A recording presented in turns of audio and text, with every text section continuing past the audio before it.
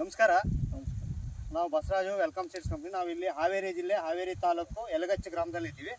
ಇಲ್ಲಿ ಫಕೀರೇಶ್ ಚಿಕ್ಕಪ್ಪ ಗುಡ್ಡಪ್ಪ ಅವರ ಪ್ಲಾಟಲ್ಲಿ ಇದ್ದೀವಿ. ಅವರು ನಮ್ಮ ಕಂಪ್ನಿಯ ವೆಲ್ಕಮ್ ಕಂಪ್ನಿ ಅಣ್ಣಾಜಿ ಕ್ಯಾಬೇಜ್ ಬೆಳೆದಿದ್ದಾರೆ.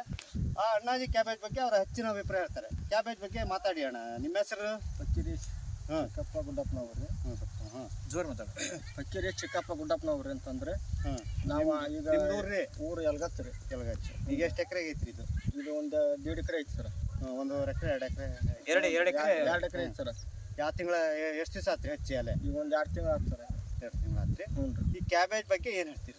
ಕ್ಯಾಬೇಜ್ ಸರ ಇದು ಉಳ್ಕಿದ ಕಂಪ್ನಿ ಬೀಜದ್ದು ಮಾಹಿತಿ ಅಷ್ಟೊಂದು ಭಾಳ ಹಚ್ಚಿದ ಲಾಸ್ ಆಗೈತೆ ನಮ್ಮ ಊರಾಗ ರೀ. ಈಗ ಅಣ್ಣಾಜಿ ಈಗ ನಮ್ದು ಇದನ್ನ ಹಚ್ಚಿಂದಾಗ ಇದು ಭಾರಿ ಚಲೋ ಅಂತಂದು ಈಗ ಅಗದಿ ಇದಾಗೈತೆ ರೀ. ಎಲ್ಲ ವ್ಯಾಪಾರದ್ರು ಬಂದ್ರೆ ಯಾವ ಬೀಜದ ಯಾವ ತಳಿ ಇದೆ ಮತ್ತೆ ಯಾರ್ಯಾರು ಬಂದ್ರಿ? ಒಂದು ಭಾಳ ಮಂದಿ ಒಂದು 10-12 ಮಂದಿ ನೋಡಿದಾರೆ ಸರ್. ರೇಟು ಡಿಮ್ಯಾಂಡ್ ಮಾಡ್ತಾ ಇದ್ದಾರೆ. ಆದ್ರೆ 12, 13, 14 ಮಟ್ಟ ಕೇಳ್ತಾರೆ. 14 ಬಂದು ಮೊನ್ನೆ ಒಬ್ರು ಕೇಳಿದ್ರೆ ಏನು ಕೊಟ್ಟಿಲ್ಲ ಸರ್. ಈಗ ಏನಂತೀರಿ ಈಗ ರೈತರಿಗೆ? ಈಗ ಅಣ್ಣಾಜಿ ಕಂಪ್ನಿನ ಹಾಕ್ಬೇಕ್ರಿ. ಮತ್ತೆ ಚಲೋ ಬರ್ತೈತಿ, ಬೆಳೆ ರೋಗಲ್ಲ, ಇದು ಇಲ್ರಿ, ಚಲೋ ಬರ್ತೈತಿ. ಮುಂದೊಂದು ಬಾರಿ ಎಲ್ಲರಿಗೂ ಅಣ್ಣಾಜಿ ಕಂಪ್ನಿನ ಹಾಕ್ಬೇಕ್ರಿ. ಅದನ್ನ ಬಿಟ್ಟು ಮತ್ತೆ ಬೇರೆ ಯಾವ ಬೇಡ ಅಂತ ಅನ್ಸುತ್ತೆ ನಮಗೆ. ಎಲ್ಲರಿಗೂ ಅಣ್ಣಾಜಿ ಹಾಕ್ಬೇಕು. ಅಣ್ಣಾಜಿ ಹಾಕ್ಬೇಕಂತಂದ್ರೆ ಇದು ಹೆಂಗೆ ಗಟ್ಟಿ ಎಲ್ಲ ಹೆಂಗೆ? ಗಟ್ಟಿ ಚಲೋ ಐತ್ರಿ.